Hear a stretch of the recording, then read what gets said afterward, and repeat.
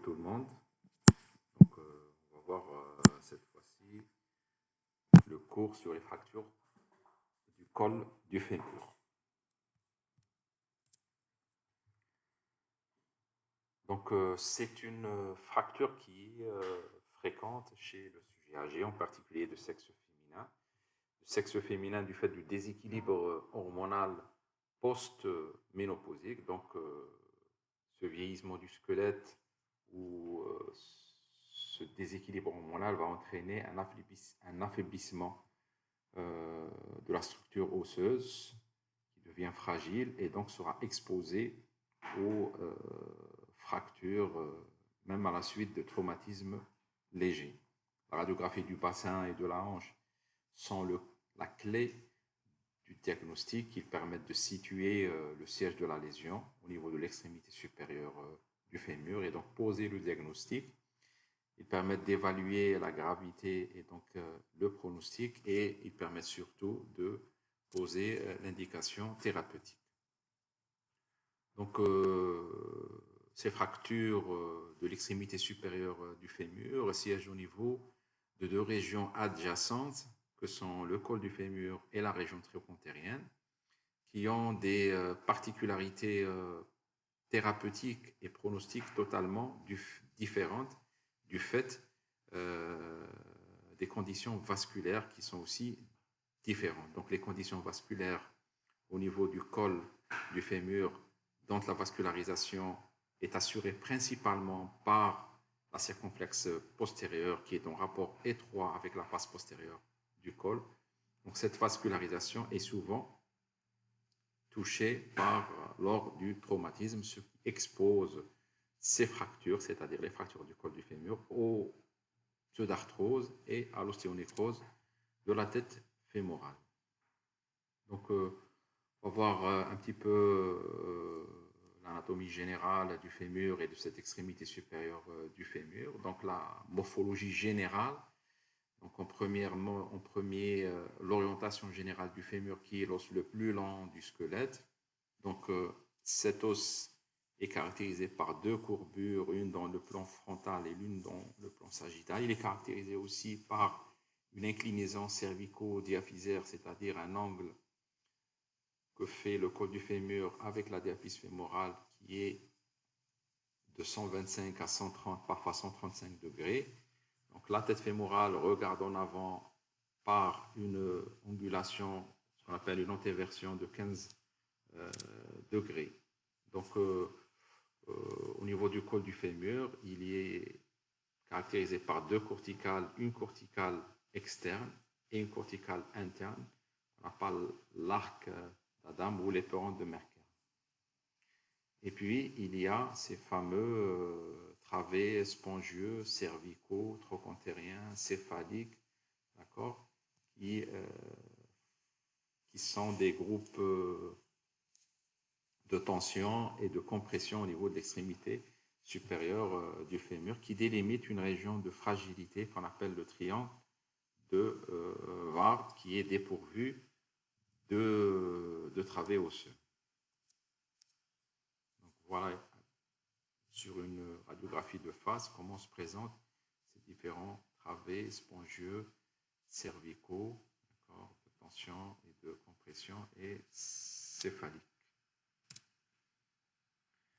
Donc, la vascularisation du fémur proximal, en particulier au niveau du col et de la tête fémorale, est de type terminal. Donc, elle est largement assurée au niveau de la région trochantérienne, mais vulnérable au niveau de la tête fémorale. Donc, trois pédicules d'importance décroissante vont irriguer l'extrémité supérieure du fémur, en particulier le col et la tête fémorale, que sont le pédicule principal postéro-supérieur qui irrigue les trois quarts supérieurs de la tête, le pédicule inférieur qui irrigue le 1 quart inféro-interne de la tête fémorale, et le pédicule interne, donc c'est l'artère du ligament rond, qui irrigue la zone périfovéale. Il n'y a pas vraiment d'anastomose en aval, donc la vascularisation elle est de type terminal et donc très vulnérable. Voilà schématiquement cette vascularisation antérieure et postérieure travers les vaisseaux circonflexes. Là aussi, vascularisation de la tête qui montre les territoires pris en charge par les artères circonflexes antérieures, postérieures, et avec les différents rameaux et enfin l'artère du ligament. Donc aussi un mot sur la consolidation osseuse. Donc vous savez, la consolidation osseuse est un processus complexe qui va faire intervenir plusieurs facteurs et donc plusieurs éléments. Mais au niveau du col du fémur, qui est dépourvu de périoste et d'insertion musculaire, cette consolidation va se faire de proche en proche. Donc au niveau du col, il y a uniquement le revêtement synovial et au-dessus la capsule. C'est une consolidation perprémum qui se fait par cale corticale endostale bord à bord, ce qui fait que pour qu'on puisse avoir une consolidation, il faut avoir une compression maximale des surfaces fracturaires. Cette consolidation, elle est lente, elle peut s'étaler sur 3 à 6 mois et exige une neutralité complète, parfaite, mécanique, avec une vascularisation qui est suffisante. Donc ce sont des fractures qui surviennent préférentiellement chez le sujet âgé, volontiers de sexe féminin, à l'occasion d'un traumatisme bénin. Il s'agit souvent d'une chute de sa propre hauteur. On peut la retrouver chez le sujet jeune, mais à ce moment-là, le traumatisme est beaucoup plus violent. Donc chez le sujet âgé, il est à noter qu'il y a souvent association à d'autres retards qui peuvent compliquer la prise en charge thérapeutique.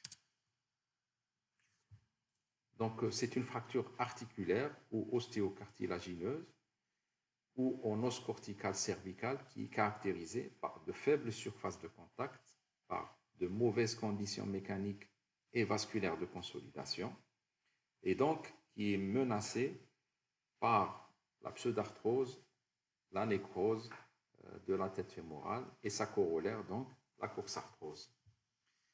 Donc l'intérêt thérapeutique dans ce cas, avec un objectif primordial chez le vieillard, c'est le lever précoce, pour éviter les complications de décubitus, ces complications qui peuvent entraîner le décès.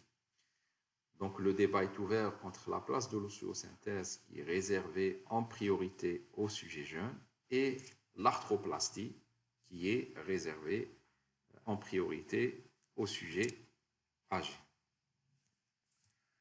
Donc pour l'étude anatomo-radiologique, il faut savoir qu'il y a plusieurs classifications. Chacune a un intérêt. En ce qui nous concerne et à votre niveau, je vous ai choisi ces 4 classifications. Donc, la classification de Delbé, qui est basée sur le siège du trait de fracture au niveau du col du fémur. La classification de Powell, qui est basée sur l'orientation du trait de fracture par rapport à l'horizontale. Et la classification de Garden, qui est basée sur l'orientation des travées céphaliques par rapport aux travées cervicaux. Et puis, en dernier, classification de Lamar, qui permet de quantifier l'importance du déplacement dans les fractures Garden 3 et Garden 4. Donc, la classification de Delbé classe ces fractures en 3 types. Donc, on a les fractures sous-capitales, qui siègent au ras du cartilage, les fractures transcervicales, qui siègent à la partie moyenne du col, les fractures basicervicales, qui siègent au niveau de la base d'implantation du col, au niveau de l'extrémité supérieure du fémur. Ils sont appelés aussi les fractures cervico-trochantériennes. Le déplacement se fait soit en coxa valga, donc ce sont des fractures engrainées en coxa valga, et ce sont des fractures dites stables, ou bien au coxa vara, donc appelées aussi fractures déplacées en coxa vara, donc qui sont instables. Donc voilà le col du fémur qui siège, donc cette fracture qui siège au niveau du col du fémur qui est située entre la région immédiatement subcapitale, c'est-à-dire la limite du cartilage articulaire de la tête, et la base d'implantation du col. Donc si le trait siège à ce niveau, c'est des fractures sous-capitales. Là, c'est les fractures transcervicales. Là, c'est les fractures basicervicales. Donc lorsque la tête bascule en avant, cela va faire diminuer l'angle cervico-diaphysaire, on parlera de coxa vara. Lorsque la tête fémorale bascule en haut, cela augmentera l'angle cervico-diaphysaire et on parlera de coxa valga. Maintenant, selon la direction du trait de fracture par rapport à l'horizontale, il existe trois groupes de gravité croissante en fonction de l'obliquité du trait de fracture par rapport à l'horizontale. Le type 1, l'angle que fait le trait de fracture avec l'horizontale est inférieur à 30 degrés. Donc, la compression est maximale et c'est un facteur de stabilité. Le groupe 2, l'angle fait entre 30 et 50 degrés. Et le type 3, l'angle que fait le trait de fracture avec l'horizontale est supérieur à 50 degrés. Donc, les forces de cisaillement sont maximales et c'est un facteur d'instabilité.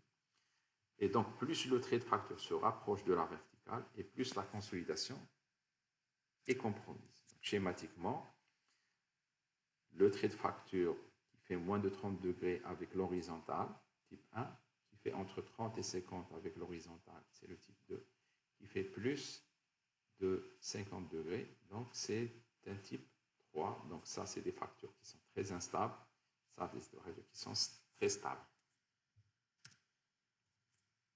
Et puis, la classification de Garden, qui est une classification à visée pronostique et thérapeutique, qui classe ces fractures en 3 types.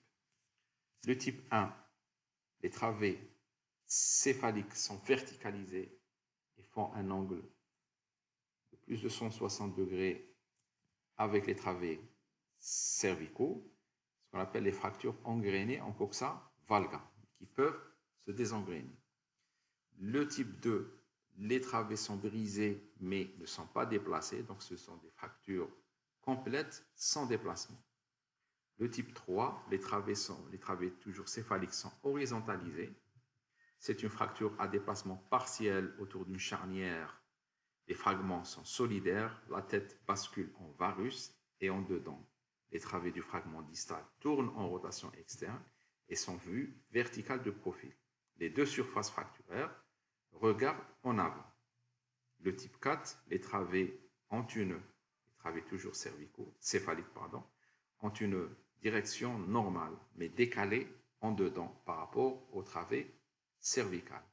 Ce sont des fractures à déplacement total et toute la synoviale antérieure et postérieure est déchirée. Les deux fragments sont complètement désolidarisés. Donc, schématiquement, voilà le Garden 1, 2, 3 et 4. Les travées céphaliques dans le Garden 1 sont verticalisées, donc ils font plus de 160 degrés avec les travées cervicaux. Donc c'est une fracture engrainée, les deux fragments gardent un contact. Le Garden 2, la fracture classée Garden 2, les travées cervicaux, céphaliques et cervicaux ont une orientation normale, donc, et les deux fragments gardent un contact, donc c'est une fracture qui est non déplacée. Garden 3, les travées cervicaux céphaliques sont horizontalisées et les travées cervicaux sont verticalisés. Le fragment distal tourne en rotation externe. On voit le petit trochanter qui est très visible. Et la tête bascule en varus. Le type 4 de Garden, donc les travées ont une orientation normale, mais ils sont décalés. Vous voyez le décalage. Il n'y a aucun contact entre les deux fragments par rapport au Garden 3. C'est une fracture engrainée. Il y a un certain contact entre les deux fragments. C'est une fracture engrainée. En coxa vara, là, il n'y a aucun contact entre les deux fragments. Et ça, c'est une fracture à déplacement total. Voilà sur la radio. Type 4, type 3, type 2 et le type 1. Donc, pour le type 1 et le type 2, ce sont des fractures peu ou pas déplacées. Pour le Garden 3 et Garden 4, ce sont des fractures déplacées. Et pour quantifier l'importance du déplacement dans la fracture Garden 3 et Garden 4, il y a eu la classification de Gard, de Lamarre. Donc, ici, on trace, on repère un point I qui est à la jonction. On fait d'abord le centre de la tête, donc le point I qui est à la jonction 2 tiers supérieur, tiers inférieur de la tête. Et on repère ce point ici au niveau du bord inférieur de la corticale distale de la fracture. Si ce point est au-dessus, qu'on appellera point U, au-dessus du bord inférieur de la fracture du bord distal, c'est un moyen déplacement. Si ce point U est au-dessous, c'est un grand déplacement. Donc Lamarre quantifie le déplacement et part de fractures Garden 3 et 4 à moyen et à grand déplacement. Si la tangente, c'est-à-dire ça, si la tangente à la base du col passe sous un point situé à l'union 2 tiers supérieur, 1 tiers inférieur, on parle moyen déplacement. Si la tangente, cette ligne, passe au-dessus de ce point, on parle de grand déplacement. Donc la notion d'instabilité et de stabilité de cette fracture est importante à noter. Les fractures stables, ce sont toutes les fractures spontanément engrainées, mais qui peuvent se désengrainer après réduction et doivent être fixées. Les fractures instables, ce sont toutes les autres fractures. Donc le type 1 et le type 2 de Garden consolident régulièrement après ostéosynthèse, et le type 3 et le type 4 présentent souvent un gros risque de pseudarthrose et d'ostéonécrose de la tête fémorale. Donc, la fracture spiroïde, c'est une particularité des sujets jeunes qui survient à la suite d'un traumatisme violent. Le trait part du heel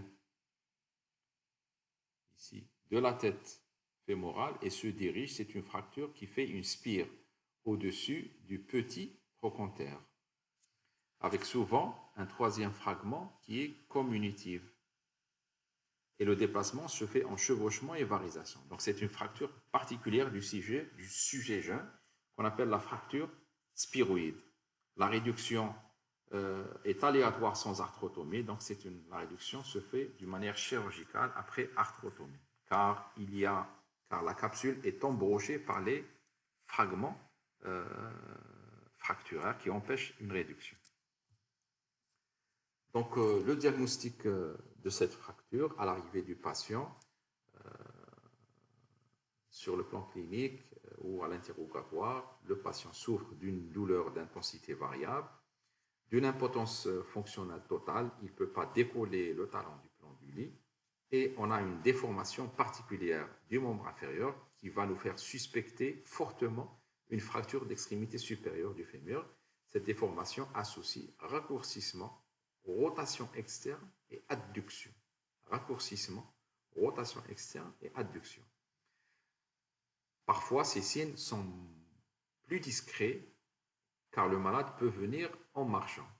Et cela n'éliminera pas le diagnostic car il peut s'agir d'une fracture non déplacée ou d'une fracture engrainée, en particulier les Garden 1. Mais toute douleur profonde, c'est un sujet âgé après un traumatisme, même minime, doit faire évoquer le diagnostic et donc provoquer un bilan radiologique. Donc voilà, par exemple, une fracture Garden 4, la déformation en adduction, le membre traumatisé est proche de l'axe du corps, le raccourcissement et en rotation externe. Donc, dans le cadre du bilan radiologique, une radiographie de face du bassin de débrouillage qui permet de donner le diagnostic, on va dire, topographique et morphologique de la fracture. Il permet aussi d'évaluer la morphologie de la hanche saine. La hanche suspecte fera l'objet aussi d'une radiographie, éventuellement de face en rotation interne, afin de voir la totalité du col du fémur. Exceptionnellement, on demandera un faux profil chirurgical ou cliché axial, d'accord.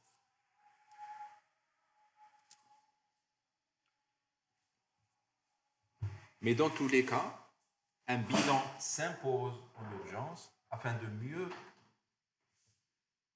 évaluer les indications chirurgicales et de diminuer le risque opératoire, particulièrement chez le sujet âgé.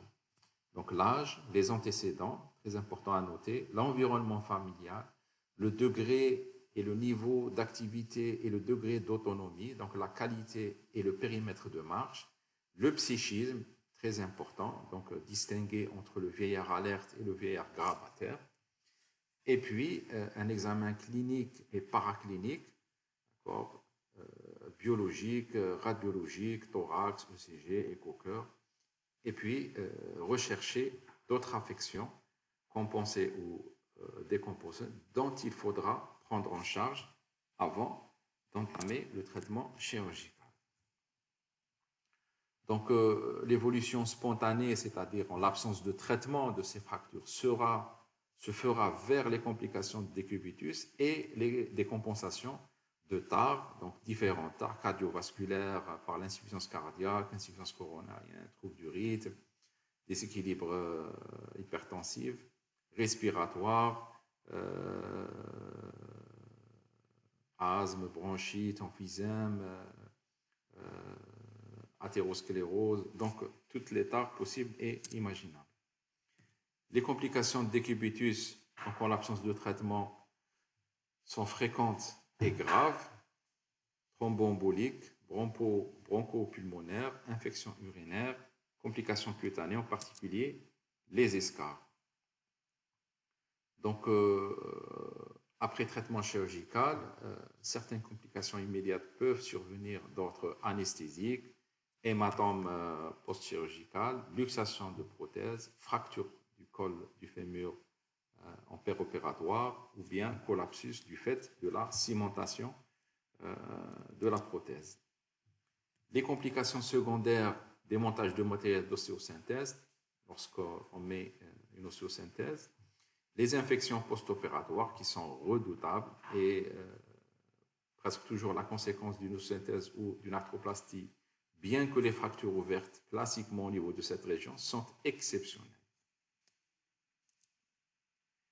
Les complications tardives, donc si ostéosynthèse, on peut avoir une pseudarthrose, ostéonécrose de la tête fémorale ou bien une coxarthrose post-traumatique. Si prothèse, luxation prothétique ou bien usure cotyloïdienne. Les lésions associées, donc en plus de la fracture du col du fémur, en particulier chez le sujet jeune, lors d'un traumatisme violent, on peut avoir une association avec une fracture de la diaphyse fémorale ou de l'extrémité supérieure du fémur dans le cadre du polytraumatisme.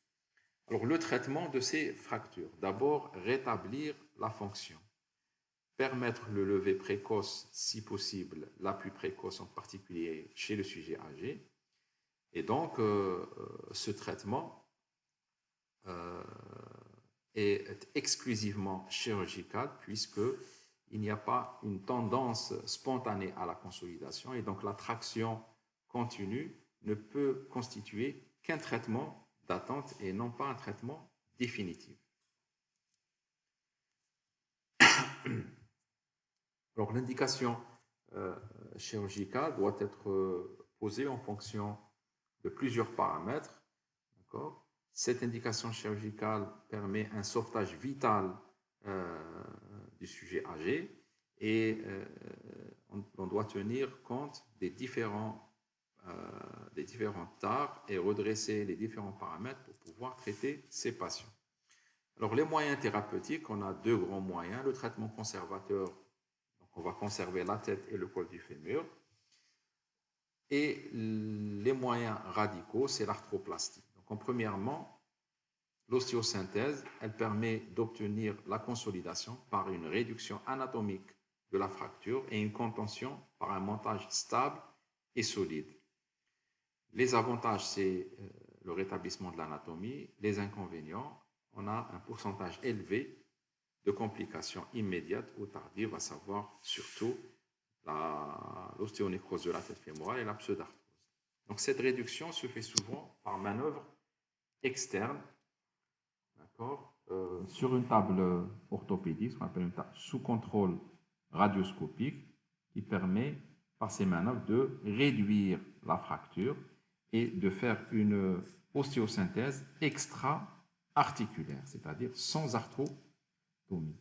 Les moyens de fixation sont le vissage, la lame plaque, le clou plaque, la DHS, donc dynamique hip screw, ou bien vis plaque dynamique, donc après réduction d'une fracture basicervicale, ou bien par cet implant innovant qu'on appelle le Targan FN, qui est une plaque, qui est un vissage télescopique appuyé sur une plaque.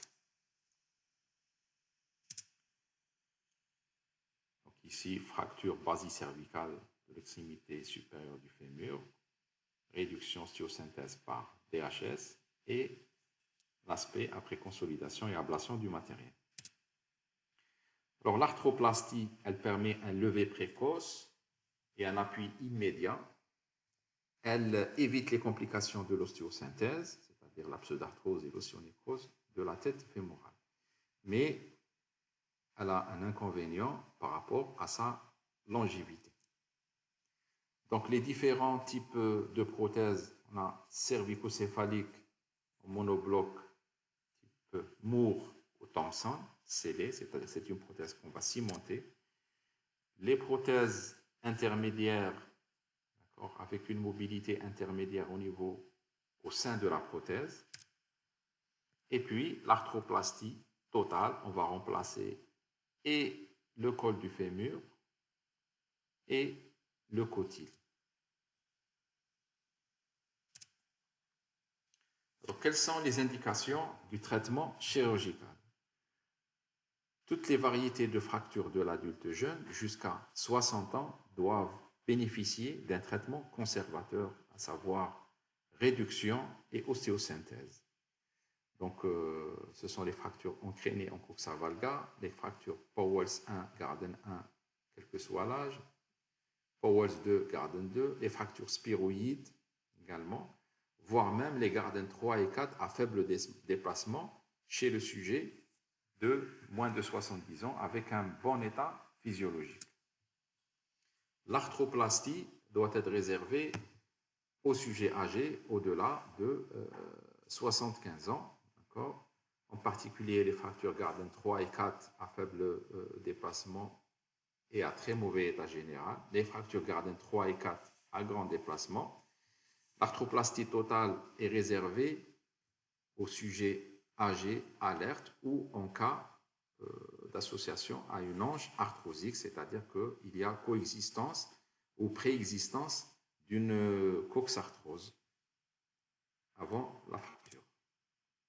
Donc voilà, merci de votre attention.